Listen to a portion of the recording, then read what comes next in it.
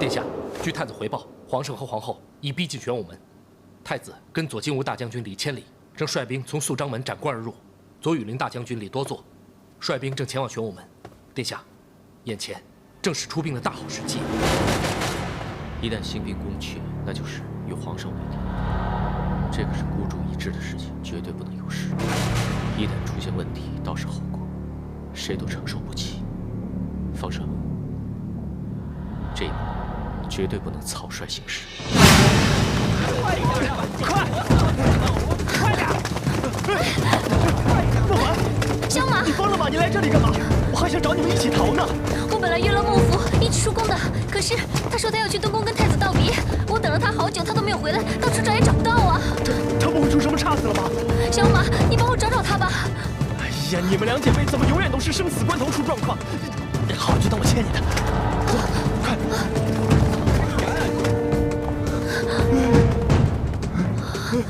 不要怕，不要怕，死的并不可怕，活的才可怕呢。我们继续找孟福吧。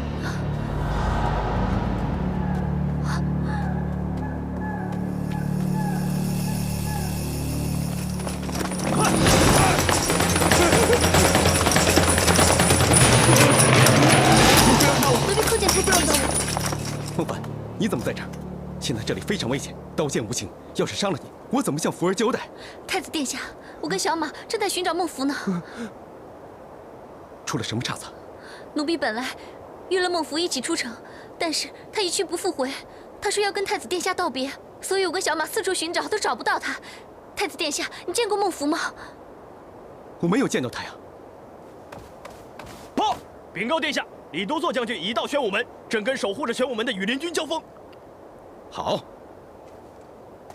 所有人听命，随我直取玄武门。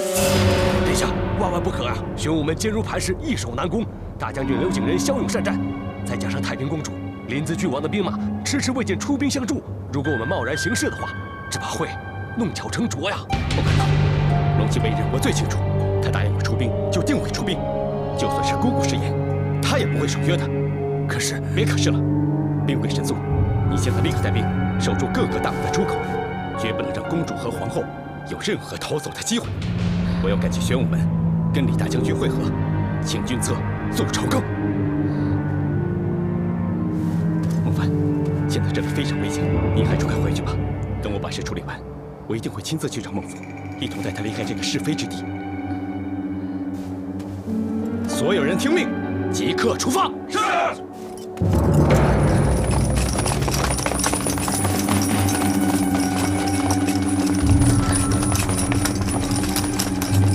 小马，你继续找孟福，我去办件事，再来跟你会合。你小心点。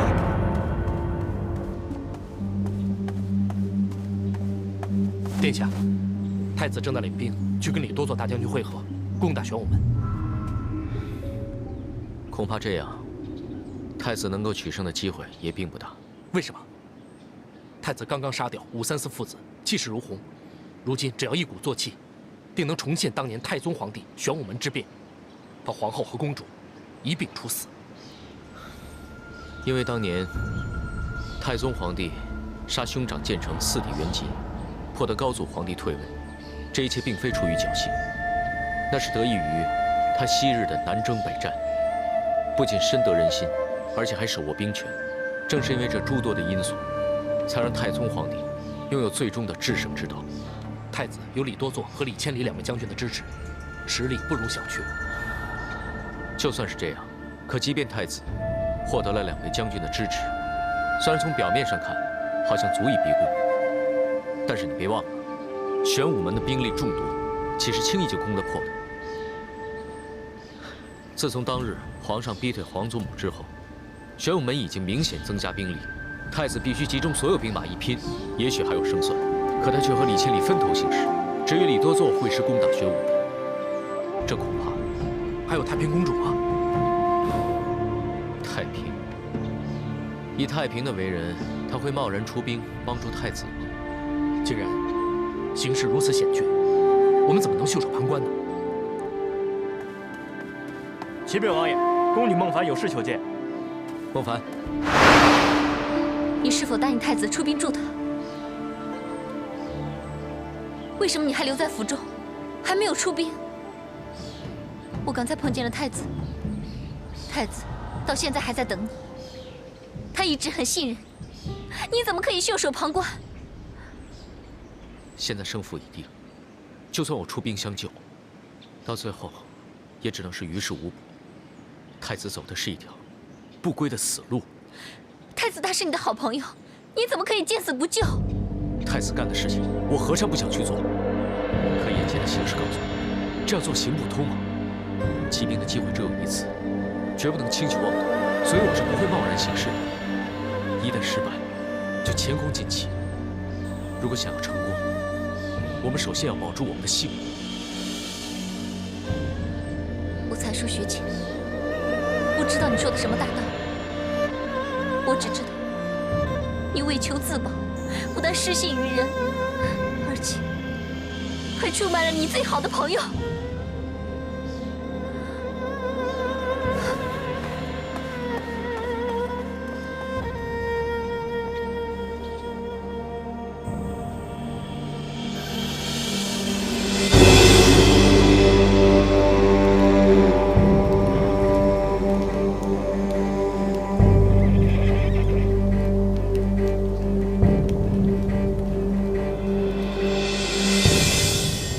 殿下，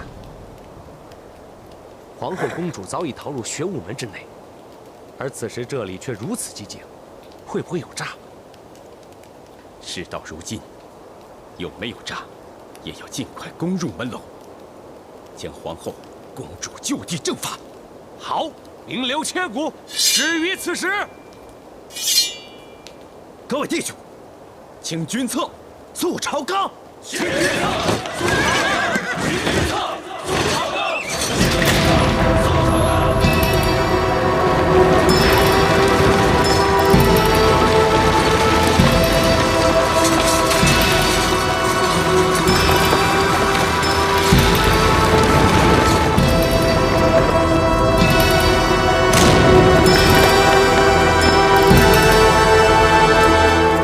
大将军刘景仁奉旨前来救驾，你们这些逆贼，休想伤及皇上分毫！刘将军，各位将士，为后母女结党营私，祸国殃民，罪该万死。当日，李多作将军杀内宠张易之、张昌宗，今日我跟他一样，为了我李姓大唐江山，为了黎民百姓，诛杀奸臣，请军策速朝纲。难道各位也要阻拦？各位也想助纣为虐吗？本太子决意，要将我李姓大唐重蹈正规，还请各位助我一臂之力。事成之时，保证诸位论功行赏。住口！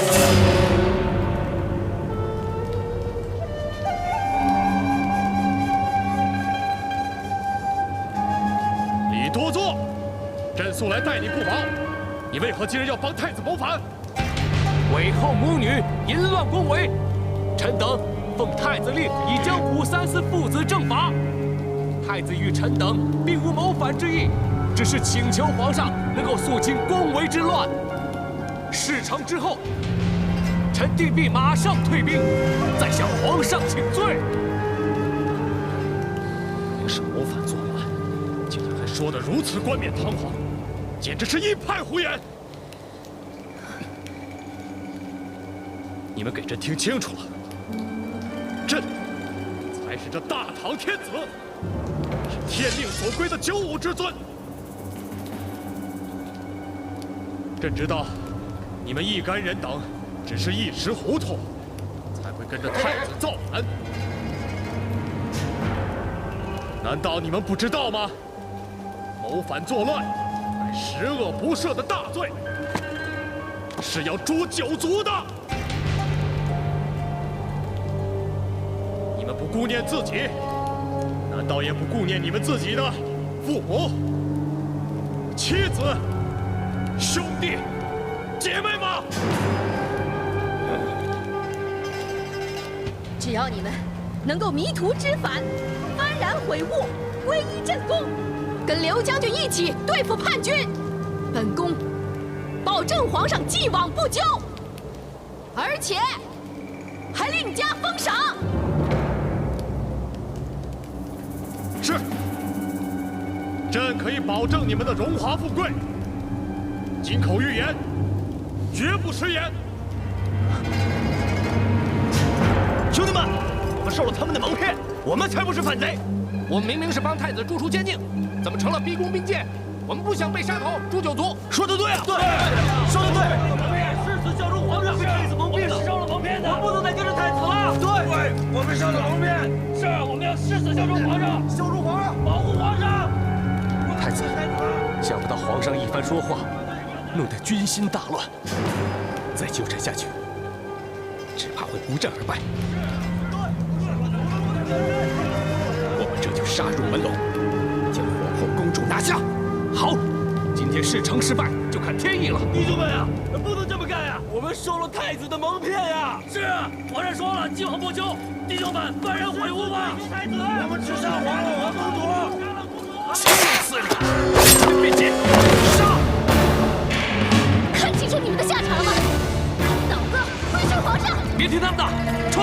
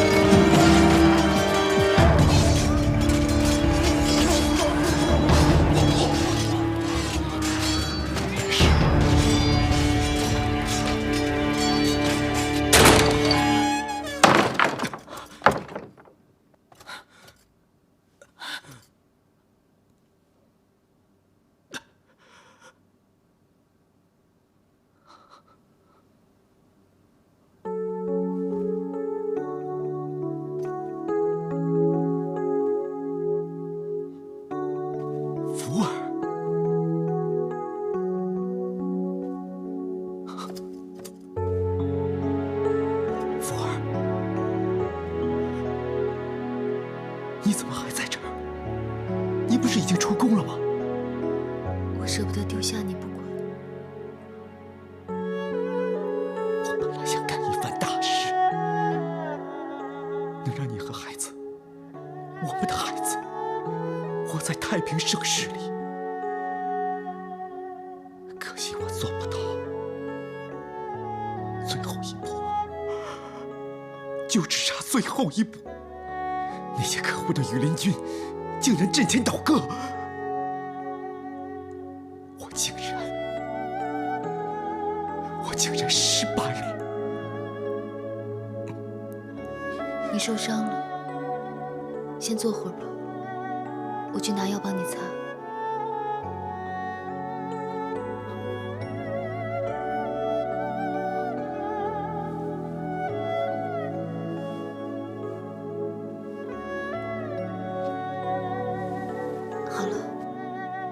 休息一下。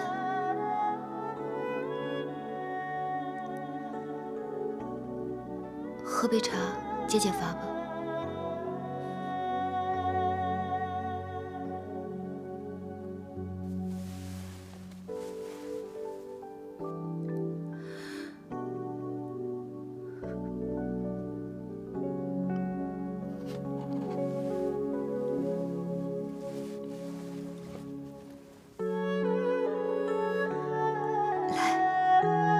喝茶。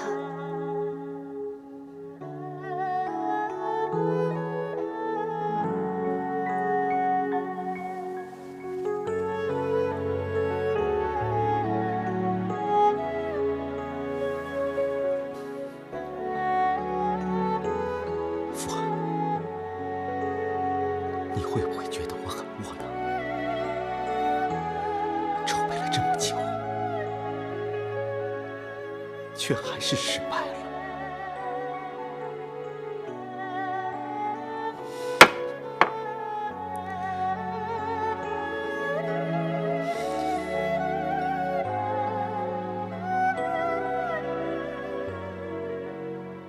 一切已经结束了，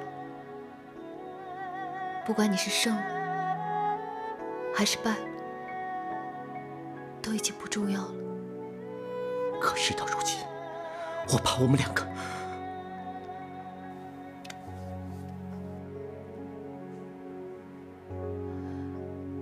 我答应你，我永远都会在你身边，绝对不会离开你，除非你死，否则绝不分离。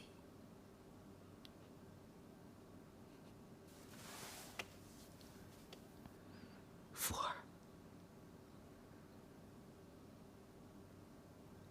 我今生今世最自豪的事情，就是能遇见你。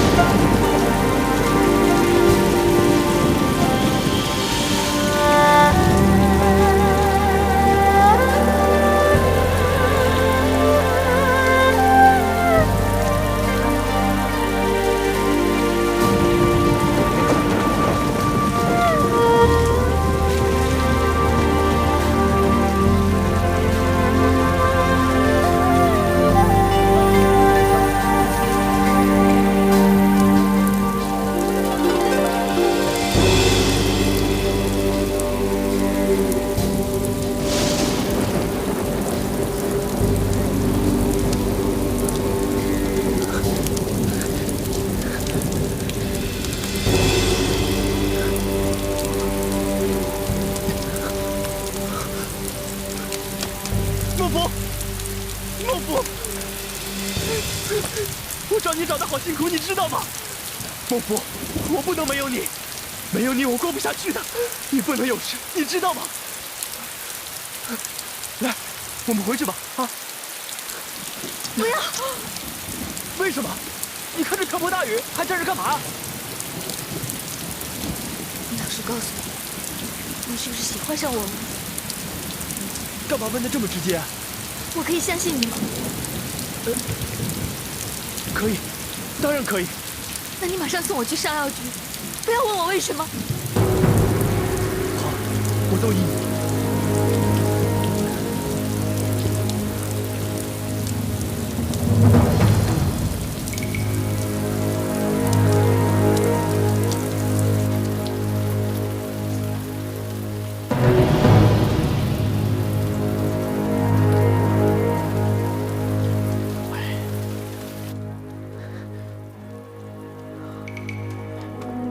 外面兵荒马乱的，你们二人找我有何事啊？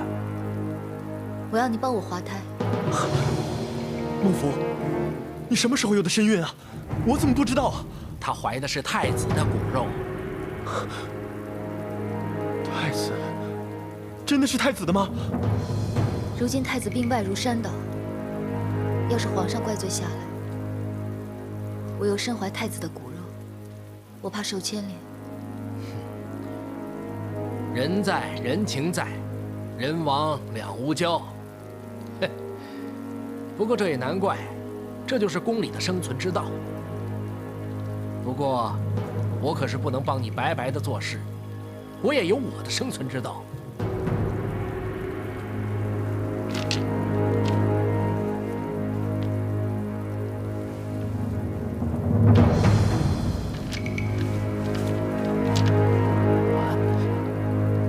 收了金子之后，就别再啰嗦。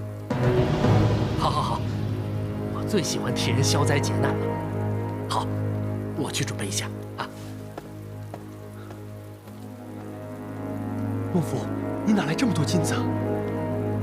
你忘了，你答应过我不问为什么。你去外面帮我把风。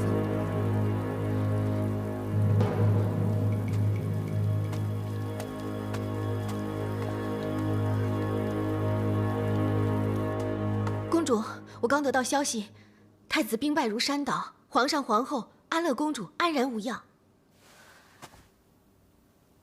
那么太子呢？太子已经在东宫寝室服毒身亡了。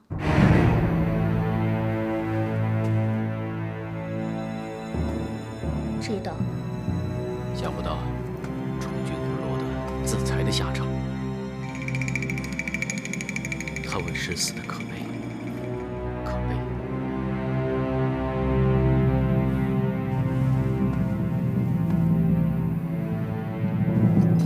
启禀皇上，皇后娘娘卑职率领御林军在宫中搜索叛乱余党，结果在宜秋宫发现太子的尸首，好像是服毒自尽。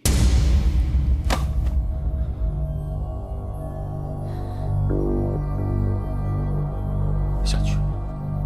卑职遵命。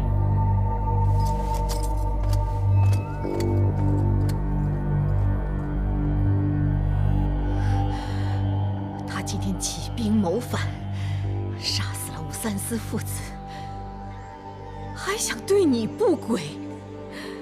幸好皇上洪福齐天，躲过了大劫。他现在虽然自裁了，可你不能姑息了事。但是楚军一再表明，他只是要清除宁臣贼子，肃清宫闱。除此之外，他别无他意。你怎么能轻信他的谎言呢？他这是掩人耳目。要是真的让他攻进了玄武门，他一定会逼着你退位的。要是他登基之后，还有你我的活命机会吗？可是朕始终觉得这孩子不会加害我们的。他杀了武三思父子，就是要夺得皇位。如果像他说的大仁大义，他为什么要自裁啊？他就是做贼心虚啊！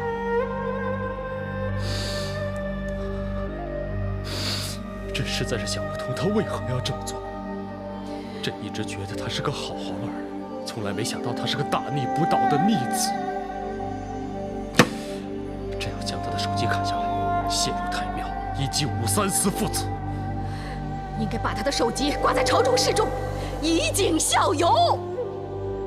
对，以儆效尤。皇上，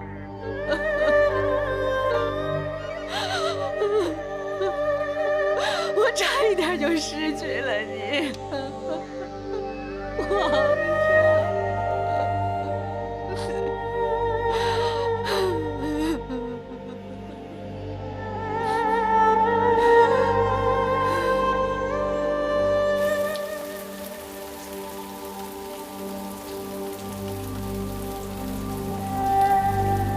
居然跟太子有染，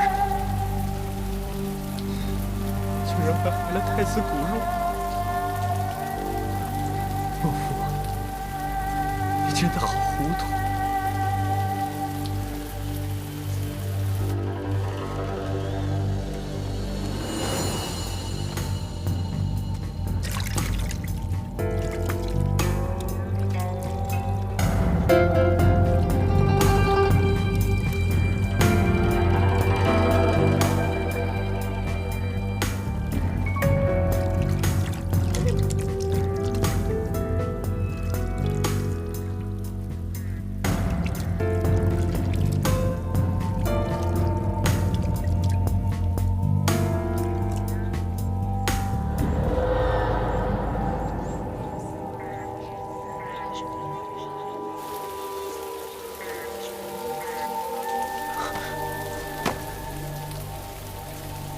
老天爷，我求求你，保佑孟父一切平安。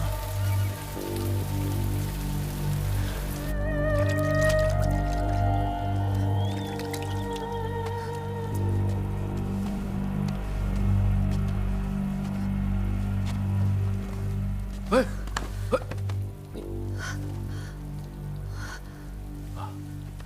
胎儿已经打掉了。你再无后顾之忧了，不要急于进补，先化瘀止血，才可调理身子。喝些红枣姜汤就可以了，这样可以益气补血。多谢刘御医，要不是你，我就没办法脱了和太子的关系。刘御医，我可以敬你杯酒吗？这……也好，喝点酒暖暖身子。哎，我来。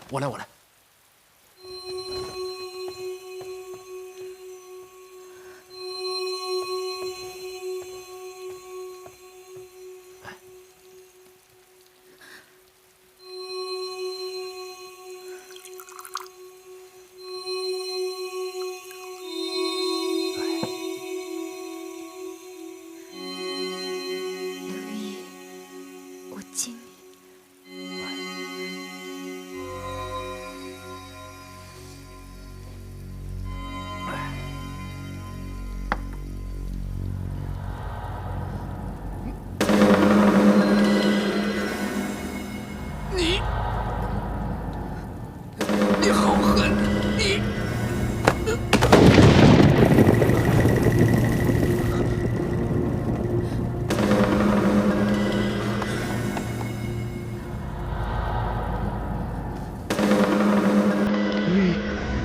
刘毅，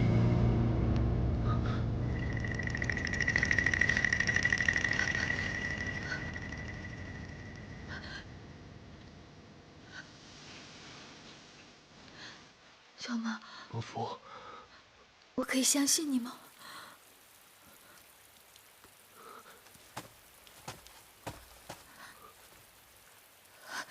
可以，可以。孟父，不管你做什么，我都会在你身边守着你。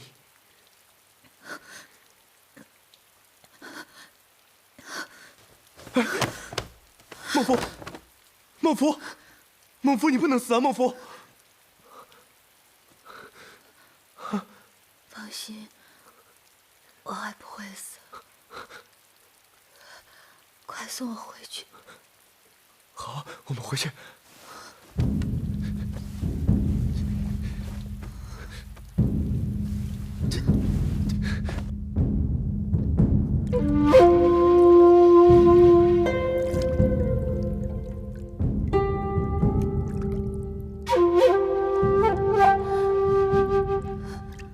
我早已厌倦了公主永无止境的斗争。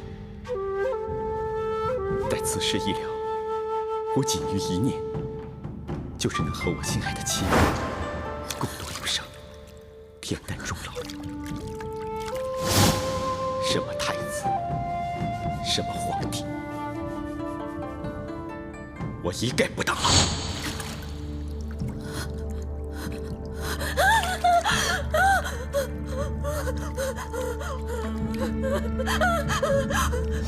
我永远都会在你身边，绝不会离开你。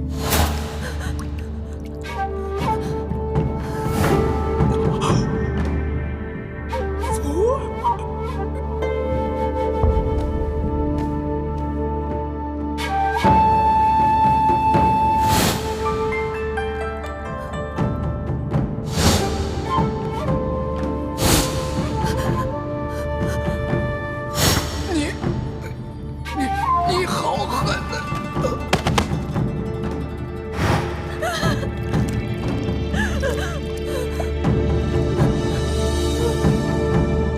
杂种，跟庶出的人一样，无论如何都不能跟正统相比。本公主还真想知道，你看人的眼光会不会和刚才一样准确？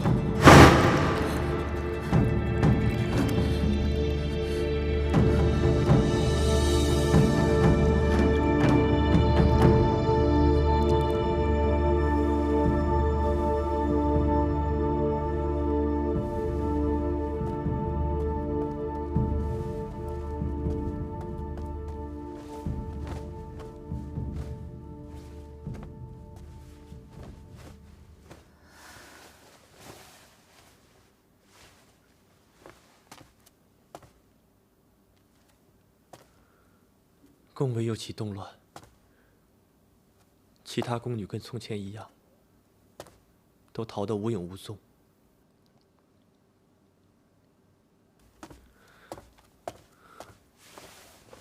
这么大的皇宫，可能就剩下你一个宫女了。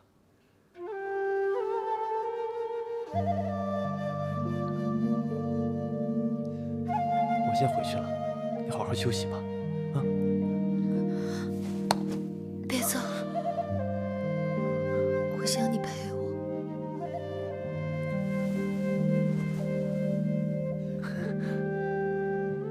我不走，你好好休息。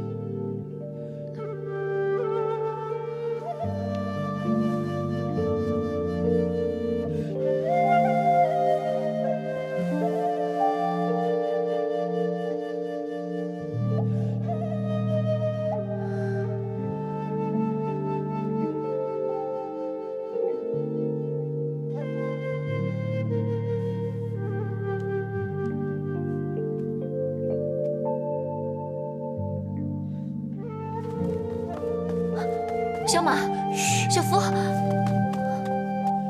他刚睡下，你不要打扰他。小马，你在哪里找到他的？我开始我四处找也找不着他，后来在雨中遇见了他，他一脸呆滞，我便送他回来休息。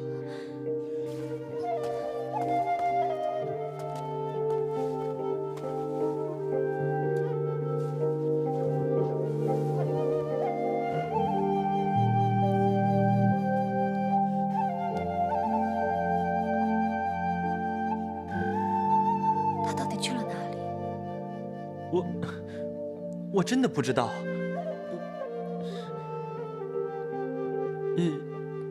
既然你回来了，那妹妹就交给你了。今天麻烦你了。啊，不麻烦，不麻烦。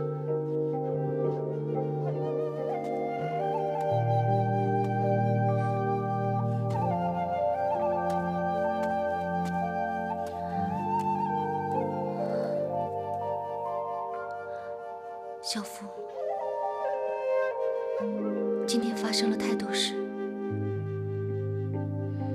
太子他没有完成他的承诺，可能你们今后没有办法在一起了。你好好睡一觉，等明天醒来，姐姐陪你一起面对。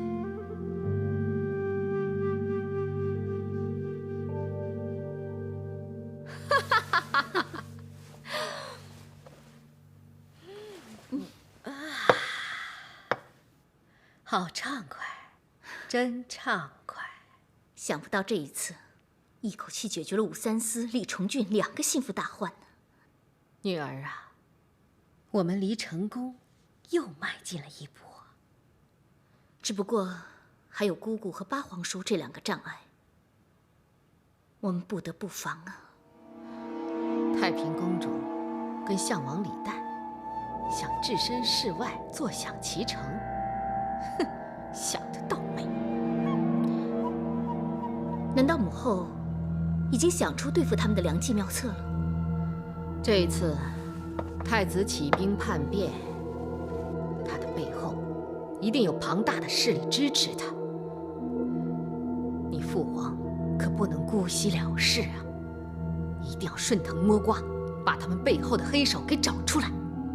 母后只要略施手脚，将姑姑跟八皇叔打成是重俊背后翻云覆雨的乱打，到时候父皇怪罪下来，那他们的下场不就和太子一样了吗？只要把太平和李旦一伙人等都消灭掉，这个帝王之位就是我们的了。好，女儿就拭目以待。不过当下，女儿要先敬母后一杯，预祝大敌可除。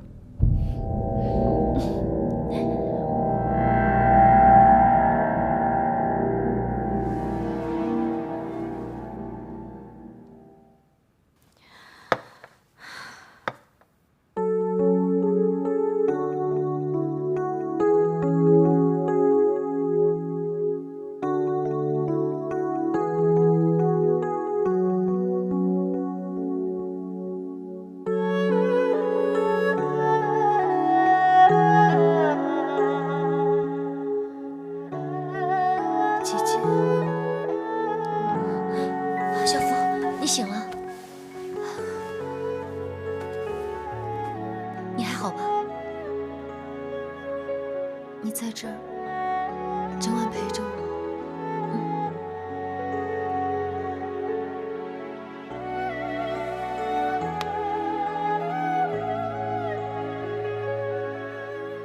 这世上还是姐姐待我最好。你饿了吧？我去拿点东西给你吃。我不饿。你看，昨天已经过去，现在才是新的开始。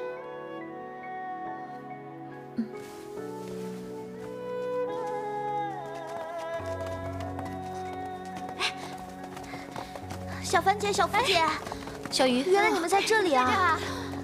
昨天太子起兵作乱，还以为又要改朝换代了呢。多险啊！要不是我们收到消息，知道宫中兵变，尽早逃命，远离祸事，恐怕我们早就投胎去了。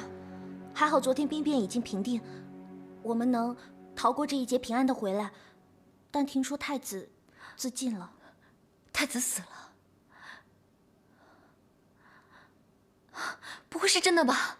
这是千真万确的。如今宫里头个个都在说这件事。是啊，这成王败寇的，我相信太子宁愿一死，也不愿承受这失败的打击。太子，他已经死了。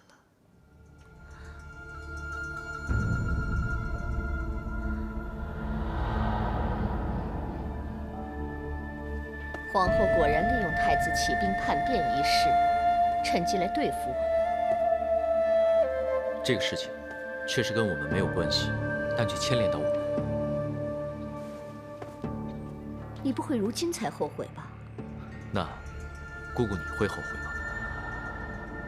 我无论做任何决定，还是根本不做决定，我从来都不会有一点后悔。可就算是，心里面很明白，有人因自己而死，也可以冷眼旁观吗？没错，要做大事，就不能感情用事，因为只要感情混在其中，就难免欠缺冷静，这样反而会误了大事。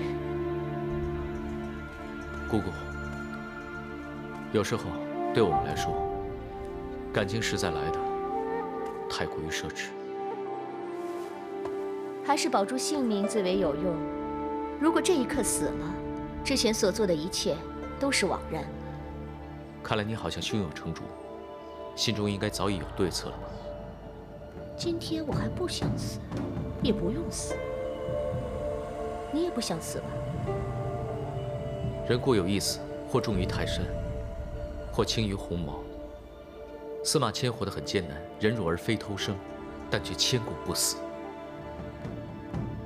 好，你放心，你死不了的。太子重俊大逆不道，起兵谋反作乱，先后杀死梁王武三思、驸马武重训2人，又起兵攻打皇宫。幸好有刘景仁将军保驾，最终平息叛乱。重俊一伙只是乌合之众，不堪一击，最后畏罪自裁。重俊死了，朕甚是心痛。可是王子犯法，与庶民同罪。太子纵然死有余辜，可他的背后一定会有乱臣贼子，从中纵容教唆，太子才会如此行事。为保我们大唐社稷今后的安危，应该将那些叛党余孽一网打尽。杨大人，臣在。你是刑部侍郎，追查余党一事有何进展？回皇后娘娘，经过多日搜捕，微臣已经缉拿多名乱党，并且关押在天牢之中。除了太子和辽阳王李多祚之外，其余乱党还有洛阳都尉成王李千里、羽林将军于林照以及御柱季之等人。有没有供出余党名单？有。说呀。其余乱党还有徐立山、韦万超、梁宇峰。好，干得好。皇上，为了避免夜长梦多，为了阻止再有人图谋不轨，我建议把这些乱党立即正法。回皇后娘娘，如果马上将他们正法，恐怕会影响继续追查。事关重大，相信背后还可能牵涉到其他人等，所以微臣以为此事万万不可掉以轻心呢。臣一定会继续追查，绝不含糊。这是当然。杀一儆百，以儆效尤，为立我大唐朝威，也为阻止再有人心存不轨。皇上，杨大人搜捕有功，理应嘉奖。刑部尚书的位置目前空缺，臣妾建议擢升杨大人为刑部尚书。啊，这么做亦是顺理成章。好，即日起你接替刑部尚书一职，接替不幸遇害的武三思。啊，谢皇上隆恩。杨大人，那些乱党臣一定会尽快将缉拿归案的乱党绳之以法，杀一儆百，以儆效尤。好。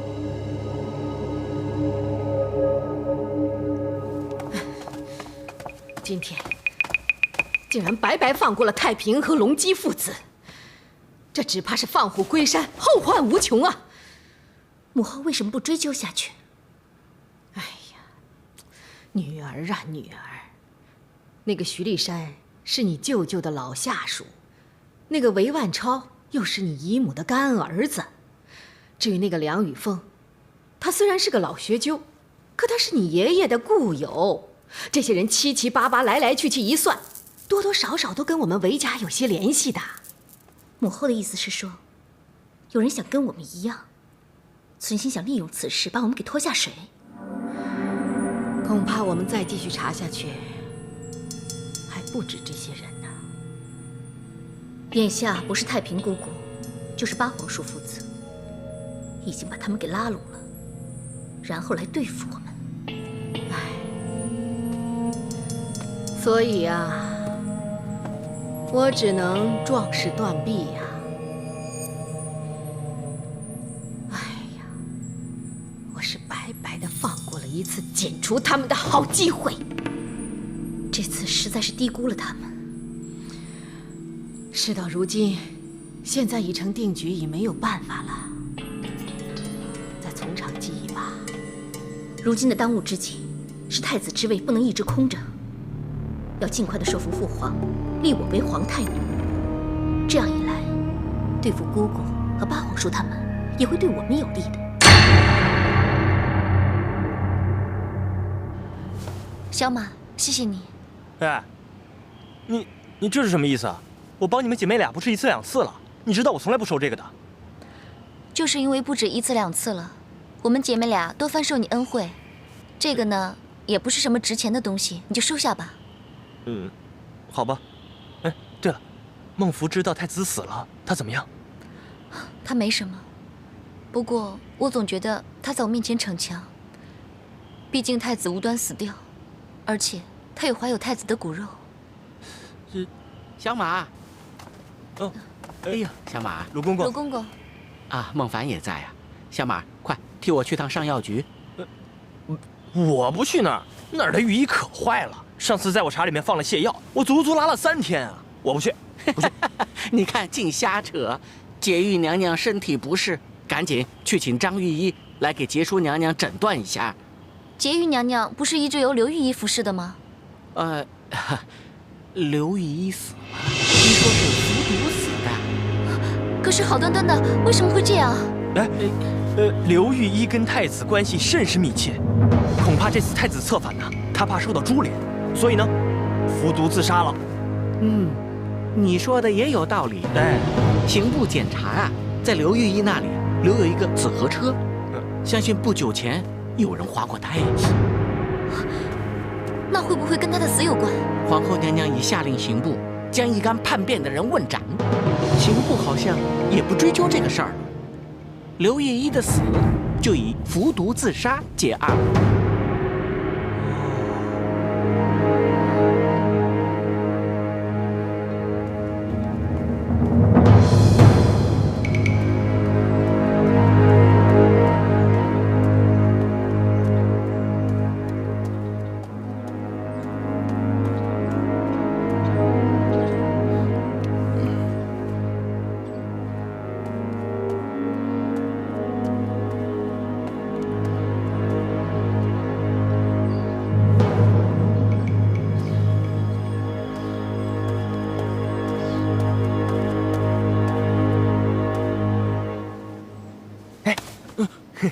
小马哥，你干嘛呀？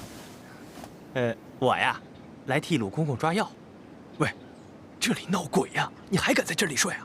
皇宫之内哪里都死过人，如果我们要是怕死过人就不敢睡觉了，那我们不早就累死了？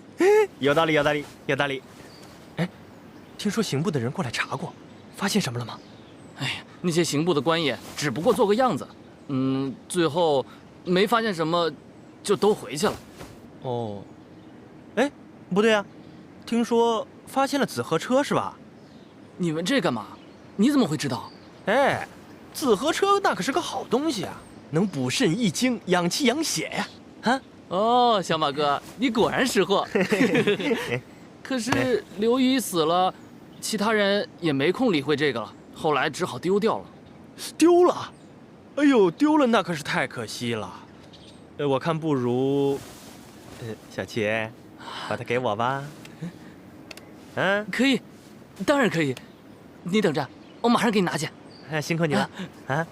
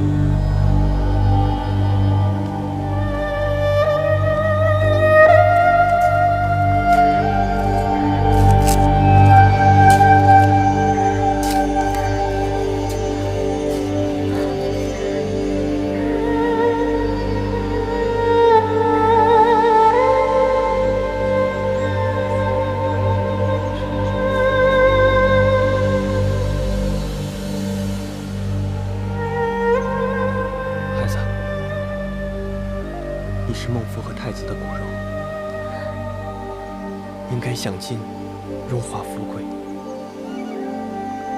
可是无奈你娘亲又把你打掉了，令你变成无主孤魂。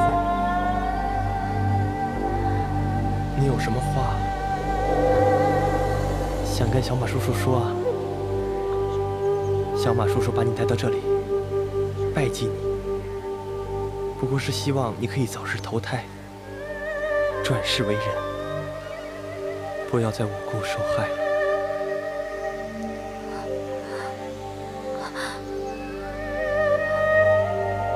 一路走好。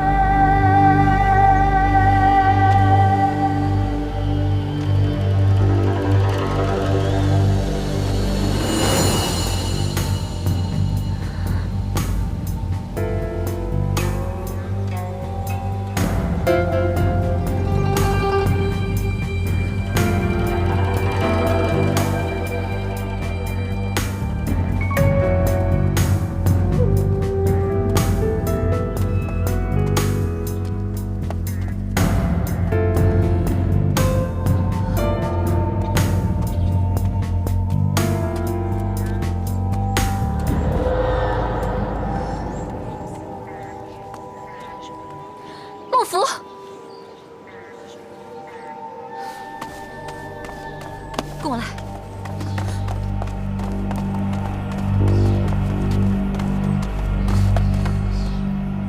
你老实告诉我，你是不是把腹中胎儿打掉了？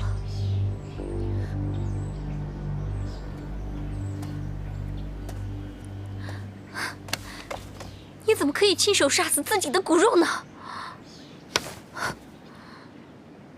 他的爹爹已经变成了逆贼，我留他活在这世上还有什么意思？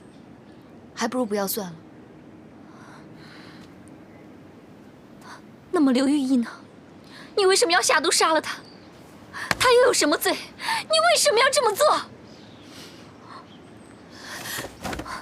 我是为了我自己。你什么时候变得这么心狠手辣？你怎么下得了手啊？我不这样做能活吗？没错，是我杀了刘玉一，就连太子也是我把他毒死的，那又怎么样？为什么？你不是真心爱太子吗？你不是还还了他的骨肉吗？你怎么可以杀了自己心爱的人啊？我从来就不需要心爱的人，我需要的是一个可以帮助我、做我靠山的人，让我不被人欺负，不被人践踏。我原本以为他是一个这样的人，但原来他是一个不长进的人。他居然要放弃这一切，放弃王位。不是每一个人都想要追逐名利，不是每一个人都想要荣华富贵的。没错，他可以什么都不要，但我不可以一无所有。你知道吗？他要去发动兵变，事成之后，他是皇上，我是皇后，再危险我也心甘情愿。可是他竟然傻到只要清君侧，不要皇位。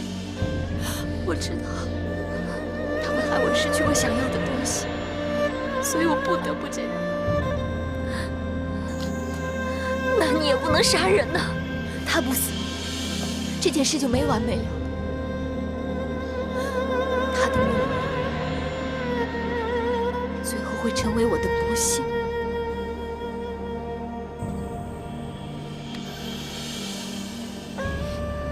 姐姐，其实我是逼不得已的。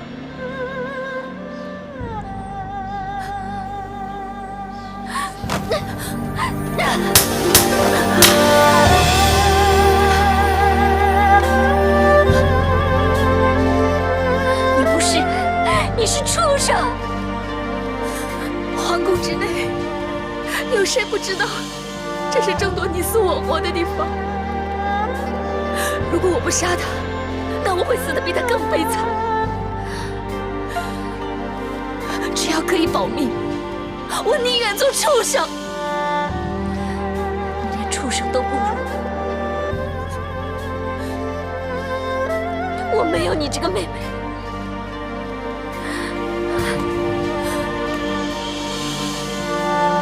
姐姐，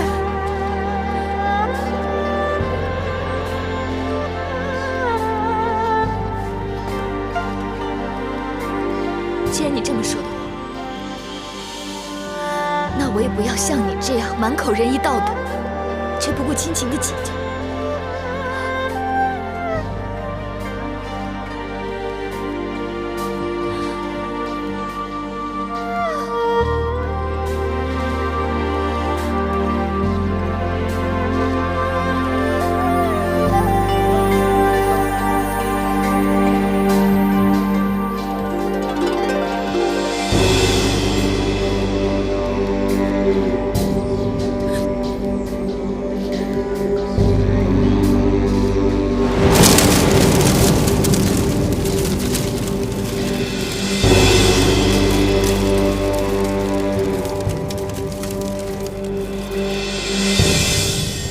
太子殿下，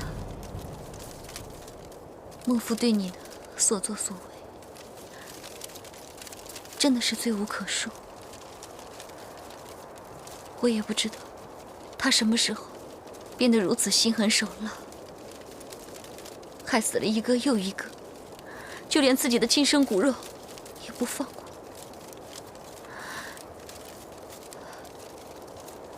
太子，我就只有这一个妹妹。我以为，无论她做错任何事情，我都可以原谅她。可是这一次，她实在太狠毒。太子殿下，你叫我该怎么做？你叫我到底该怎么做？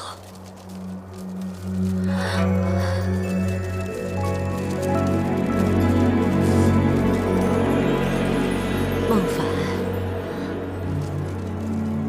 慧宁姑姑，你也来祭拜太子啊？自从谋反的事之后，太子被打成恶贯满盈、十恶不赦之徒，总算有人肯为殿下伤心难过。太子殿下实在太可怜了。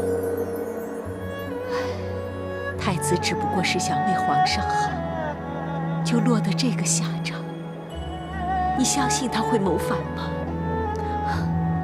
太子殿下是一个好人，但是好人偏偏未必有好的下场。是啊，我进宫多年，亲眼看着太子从襁褓婴儿到长大成人，想不到当年眼巴巴地看着懿德太子和永泰公主死在我的面前，时隔多年又看到太子死于非命。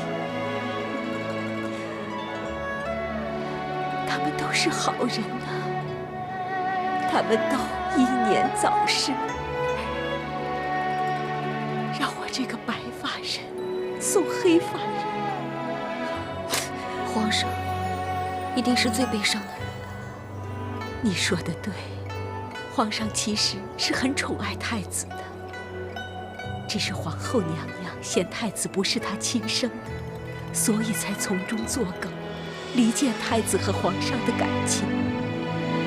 如今太子过世，皇上一定痛不欲生。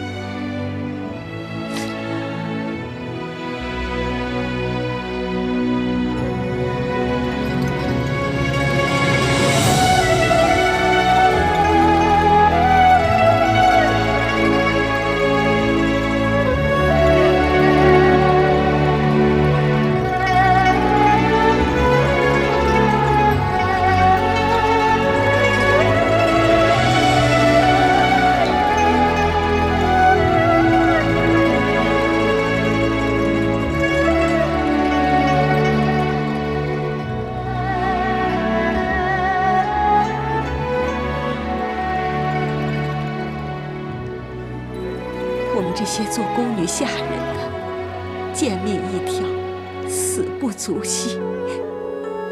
可是几位公主和太子，他们可都是千金之躯呀，奈何死得不明不白。难道身在这皇宫之内，就难逃这个可悲的命运吗？慧宁姑姑，我相信一切自有天意。天意为什么不能护佑好人活着？天意一定会惩治恶人，恶有恶报。黑暗将近的一刻，就是破晓来临之时。你说的那个时候，但愿我能看到。或许你能让我看到那一天。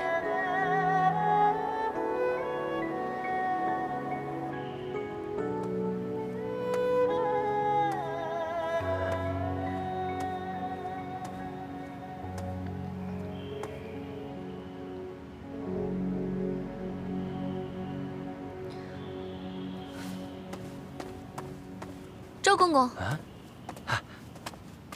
孟凡，安乐公主命我前来通传，要你速去凤阳阁一聚。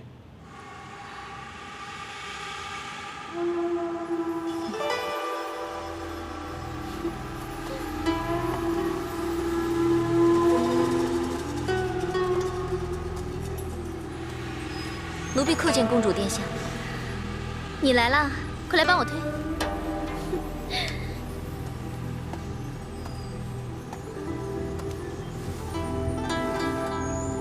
你还记不记得，以前你就是这样推我荡秋千的？记得。公主跟以前一样，笑得总是很开心，很响亮，就跟以前一样。跟以前一样。不一样。那个时候开心的和现在开心的不一样。现在我开心的是，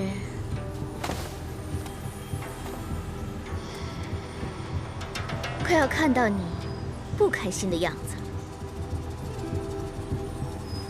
你出来吧。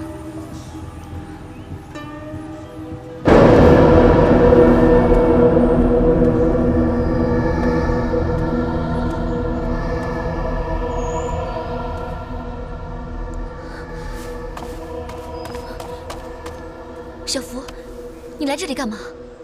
孟福，你干脆告诉你姐姐，你为什么会在这里？我已经是公主的贴身侍从。孟福，做人贵在坦诚，你就将一切都说出来吧。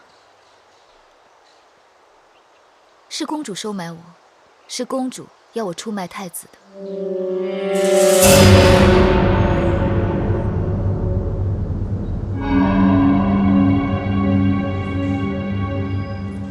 原来宫中那一场悲剧，那一切的一切，是你一手造成的。对，你做梦都没有想到，我会做出这一切吧？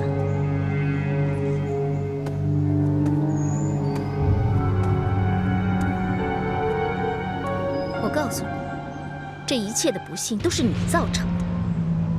当初要不是你欺骗我，隐瞒了樊良一死的真相，我就不会被蒙在鼓里，委曲求全地留在武重训身边，一再受苦，才有了今天。奴婢担心公主，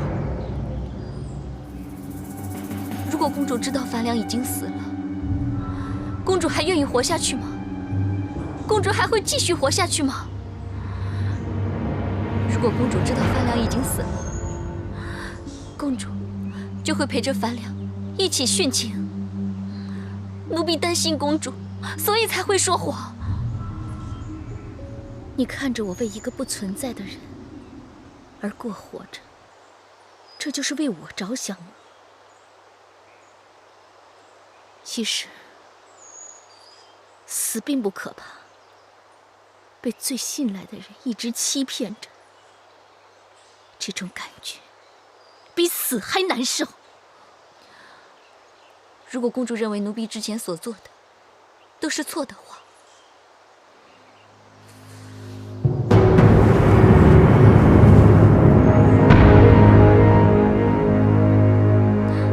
奴婢求公主迷途知返，不要一错再错下去了。你现在求我原谅，晚了。你痛苦吗？难受吗？孟福，你看看你姐姐现在的样子，她又痛苦又难受，你知不知道我心里是什么感觉？公主，你怎么样对我都不要紧，请你放过孟福吧。我不会伤害他，反之，我会对孟福好，更不会欺骗他。公主，求你放过孟福吧。你们还真是姐妹情深呢，可惜她不是你。小福，你清醒清醒，不要被他利用了。以后我每天都要看着你像今天一样痛苦。你回去吧，孟福，送客。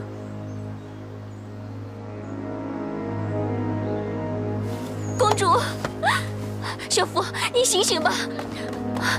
小福，你听我说，你不要被他利用了。你快点走啊！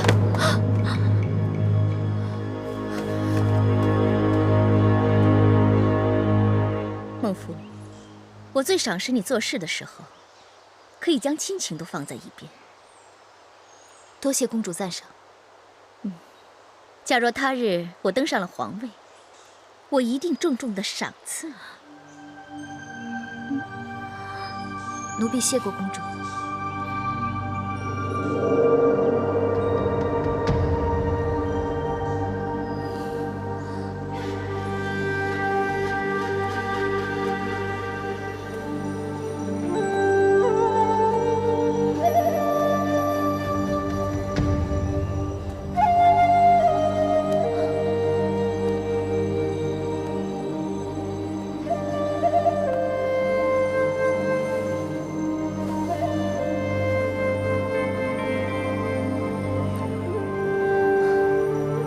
老天爷，请你教孟凡到底该怎么做？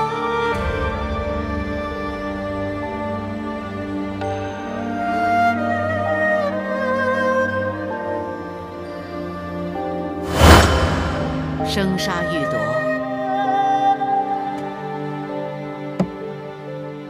乃天子之权。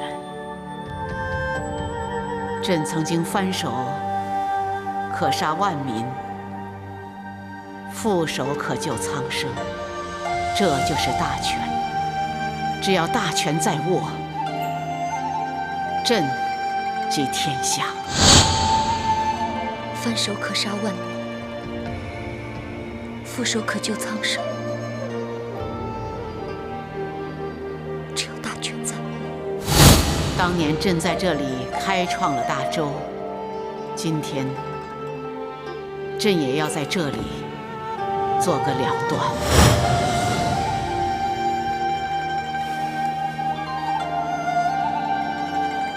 当日我做错了，今日我要亲自做个了断。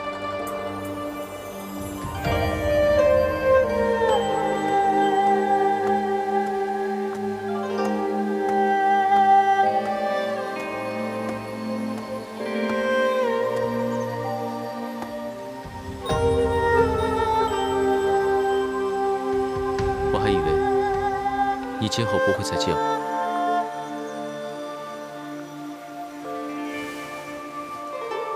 关于太子的事，我不能认同，也不想多说什么。我今天约你来，并不是想讨论太子的事。那是什么事情？我只想问清楚一件事情：什么事？如果安乐公主当了皇太女，甚至当上了女皇帝，大唐江山会如何？天下万民又会如何？当年皇祖母善于治国，重视延揽人才，知人善任。皇祖母当政年间，政策稳定，兵略妥善，文化复兴，劝农桑，博富裕而百姓富裕。安乐公主要跟她相比，根本是云泥之别。充其量安乐公主，只不过是跟她母后一样，只懂得玩弄权术罢了。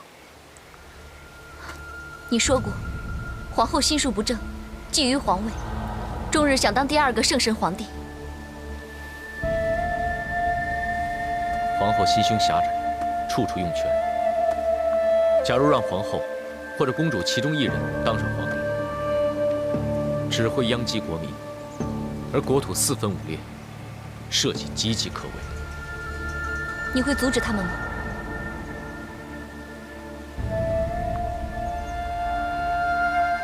倘若公主或者皇后当上皇帝，恐怕我这小命也不保。与其让我坐以待毙，我倒宁愿拼死一搏。好，我知道安乐公主就是想当女皇帝，但是凭我一个人的力量，没有办法阻止她。我可以助你一臂之力。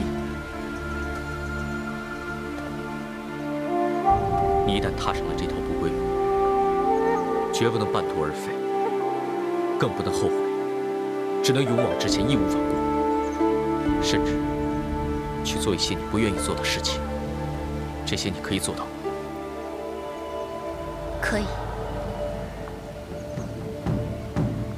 为了弥补我以前的过错，我什么都愿意做。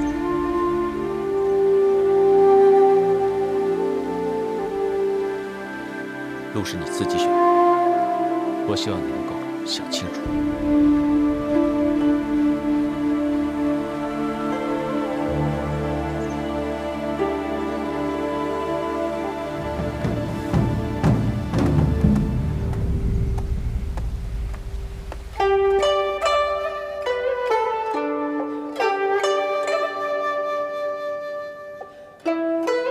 皇上还在为太子的事忧伤啊？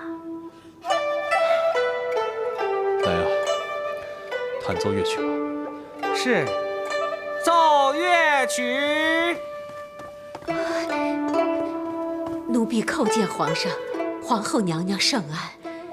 怎么了？匆匆忙忙的，有什么事吗？啊，惠娘娘，刚才宫女在整理娘娘衣箱的时候，一打开，里面飞出了五彩祥云。什么？五彩祥云？哎呀，皇上，五彩祥云呢？皇上，五彩祥云！皇后，祥云从你的衣箱里飞腾出来，可是祥瑞征兆啊！哎呀，五彩祥云！皇上，臣妾不敢邀功，这可都是皇上的鸿福啊！人家都说呀，这五彩祥云可是只会落在对天下苍生有大功德的人头上啊！皇上，你是天子，臣妾虽然深受皇恩，但五伦之别不能不讲啊！即便皇上虚怀若谷，跟臣妾不分你我，可是上天他不会混淆的呀。那有什么区别？这正是你的鸿福。皇后，朕要昭告内外，好让满朝文武与你同贺。哎呀，皇上！奏乐，奏乐！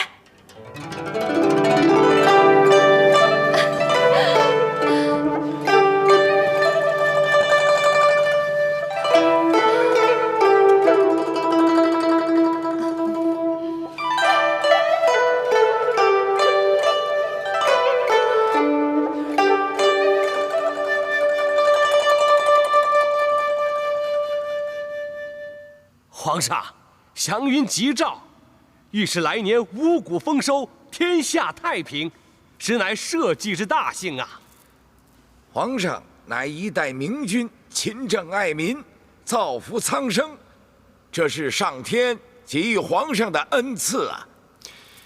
做善降之百祥，做不善降之百殃。如今天降祥云，朕决定大赦天下，恩泽万民，以谢天恩。大唐有此盛世，坐下的百官也功不可没。皇上，臣妾以为应该有所嘉奖。皇后有什么提议啊？皇上，臣妾是皇上的女眷，也希望和百官家中的女眷共荣共乐。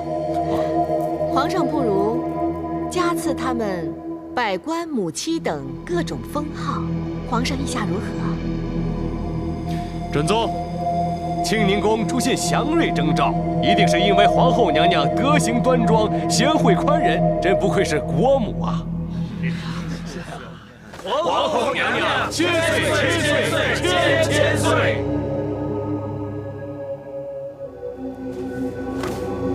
皇后娘娘千岁千岁千千岁！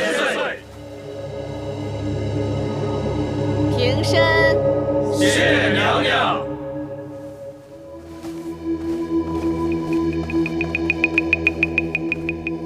但愿天佑我朝，百姓福乐永享。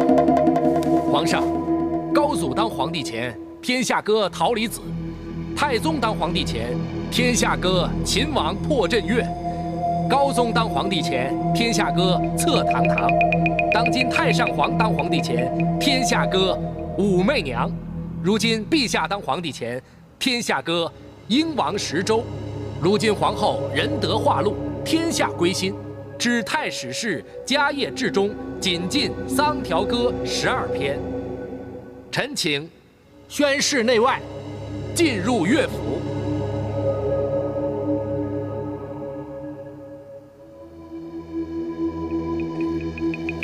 皇上，这些歌都是歌颂历朝帝皇，这皇后终究是皇后，这样的话似乎有点儿……无妨。皇后与朕向来无分彼此，歌颂皇后就如同歌颂朕一样。快将丧条歌流传各地，将皇后的仁德宣示天下，让全国的百姓都知道他们的国母被苍天赞颂。臣领旨。皇上，天降祥云，此乃千古奇缘呐！皇上，臣妾建议把这些难得的景象，请画师画下来，挂在安乐寺中，让宫中所有的人都一睹这难得的奇景，也好流传后世。皇后所言甚是，照办。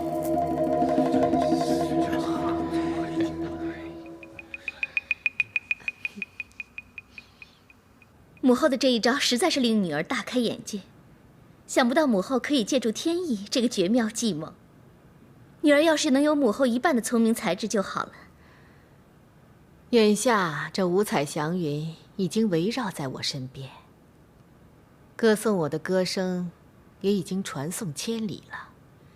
他日我登基之时，谁还敢说我名不正言不顺？来，让女儿祝贺天与人归的母后早日继承大统，打下千秋万世的基业。傻女儿啊，你母后多大岁数了，还能做几年皇帝？为的是千秋万世这4个字，让你能够继承帝位。母后，你认为五彩祥云的出现，还会不会有人阻止女儿做这个皇太女呢？到时候母后做了皇帝，谁还敢反对？我让她人头落地。可是那个采梅的事情弄得满城风雨，他们都说我是丧门星，有的人还说我是招风惹雨，说那个死鬼采梅在安乐寺里还魂，闹得鬼话连篇。恐怕他日母后要是坐上这个皇帝，也会有人借此大做文章，阻止母后册封女儿的。女儿啊，这个母后都已经给你想过了，所以母后让皇上叫人把这五彩祥云画下来，然后把这个画挂到安乐寺去。这样一来呢，一则借着五彩祥云的锐气能辟邪，二则能辟谣。到时候谁还敢说你不配当皇太女？母后思虑周全，他日女儿得偿所愿，全仗母后成全。傻女儿，母后做的一切都是为了你，都是为了能让你一生无忧。这下你知道母后的苦心了吧？女儿明白。不过，现在挡在我们面前的，还有姑姑和八皇叔他们。没事儿，虽然我们的前程还算不上是一帆风顺，但是阻挡我们前行的也就是小风小浪。只要我们母女一条心，难道我们还对付不了这宵小之辈吗？